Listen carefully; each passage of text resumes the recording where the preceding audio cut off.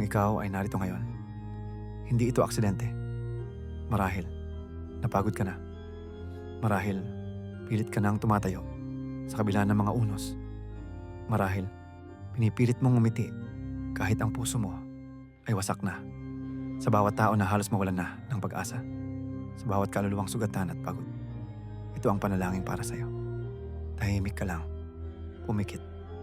Huminga ng malalim.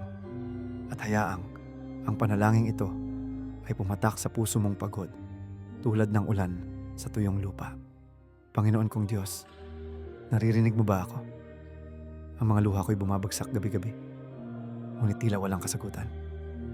Ang bawat araw ay tila isang laban. Isang labang hindi ko na alam kung kailan matatapos.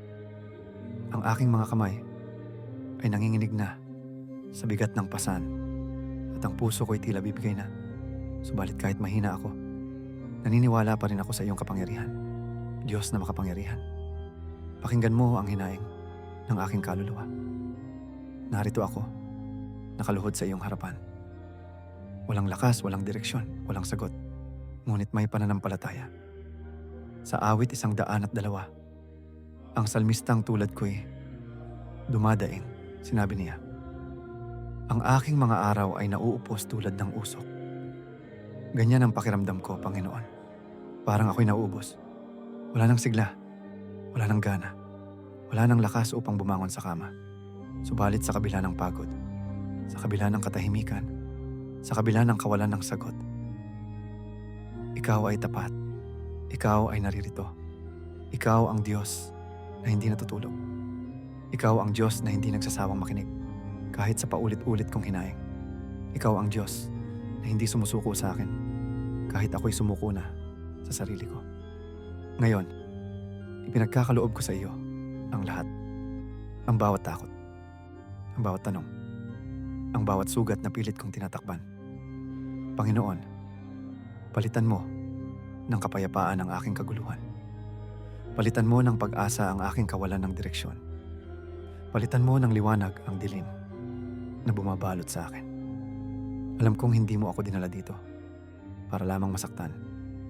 Alam kong kahit hindi ko naiintindihan, may dahilan ka. At sa panahong ito ng katahimikan, gusto kong matutong magtiwala. Kapag ako'y umiiyak ng mag-isa sa gabi, ikaw ang kasama ko. Kapag ako'y takot na takot at walang matakbuhan, ikaw ang sandigan ko. Kapag lahat ay tila nawawala, ikaw ang tanging nananatili. Turuan mo akong manalig. Hindi lang kapag masaya ang puso ko, kundi lalo na kapag ito'y basag at sugatan. Turuan mo akong tumahimik at hayaang ikaw ang kumilos. Turuan mo akong makinig kahit tila wala akong naririnig. At sa bawat araw na mahirap bumangon, paalalahanan mo ako na hindi ako nag-iisa. Na kahit hindi ko makita ang iyong kamay, naroroon pa rin ang iyong presensya. Panginoon, baguhin mo ang aking puso. Bigyan mo ako ng bagong paningin. Isang paningin na hindi nakatuon sa problema, kundi sa iyong pangako. Ang sabi mo, hindi mo kami iiwan ni pababayaan. Kaya kapit ako, Panginoon. Kahit nangihina na ako, pipilitin kong kumapit sa iyo. Dahil alam kong darating din ang umaga. Darating din ang araw na ang mga luha ko'y papalitan ng ngiti. Darating din ang tagpo kung kailan masasabi kong, salamat, Panginoon, dahil hindi mo ako iniwan.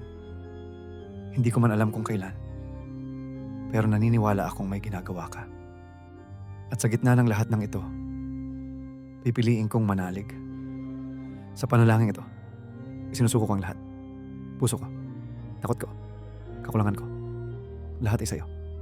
Mula ngayon, hindi na ako maglalakad ng mag-isa.